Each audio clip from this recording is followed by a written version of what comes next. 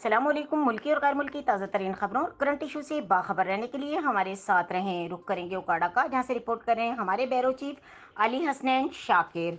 उकाड़ा के डीएचक्यू अस्पताल में डॉक्टर की मुबैना गफलत और लापरवाही का अनोखा वाकया सामने आ गया। डॉक्टरों ने दौरान डिलीवरी ऑपरेशन खातून के पेट में तौलिया, स्पंज और कॉटन छोड़ दी। हालत नाजुक होने पर मुतासरा खातून मरियम लियाकत को लाहौर रेफर कर दिया गया, जहां मुस्तनिद डॉक्टरों ने खातून के पेट से 2 फुट लंबा तौलिया, स्पंज और कॉटन के टुकड़े निकाल दिए, मगर मुतासरा खातून 2 बच्चों की माँ मरियम लियाकत जाँ बढ़ हो सकी और जाँ बहक हो गई। मुश्ताइल बुरसा और अहले इलाका ने डीएचक्यू अस्पताल के सामने एहतजाजी मुजाहरा किया और पंजाब हेल्थ केयर कमीशन को दरख्वास्त गुजारते हुए वाक़े में मुलविस नाअहल डॉक्टरों lady doctor Tahira Salman, doctor Fariha Muzaffar operation theatre के अमले और एमएसडीएचक्यू अस्पताल उकाड़ा के खिलाफ फौरी कार्रवाई का मुतालबा कर दिया। जहां बहक होने वाली खातून को आहों और सिस्कियों के साथ मकामी कब्रिस्तान में सुपुर्द खाक कर दिया गया, जबकि खातून के बुरसा ने वजीर आला पंजाब से मुलविस डॉक्टर्स और अमले के खिलाफ सख्त कार्रवाई का मुतालबा कर दिया। मजीद खबरों और अपडेट के लिए देखते रहें के न्यूज़ चैनल इंटरनेशनल।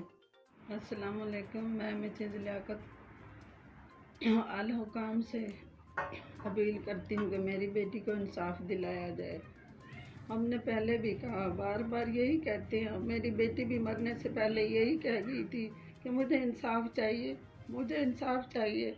जितनी अज़ियतों में, जितनी तकलीफ़ों में मेरी बेटी मुब्तला रही है, अब मुझे एक दिन के लिए, 2-3 दिन के लिए कोई डॉक्टर ऐसा करके दिखा दे कि अपने पेट में तौलिया रख के दिखाएं, जैसे मेरी बेटी ने दिन गुजारे 5 महीने।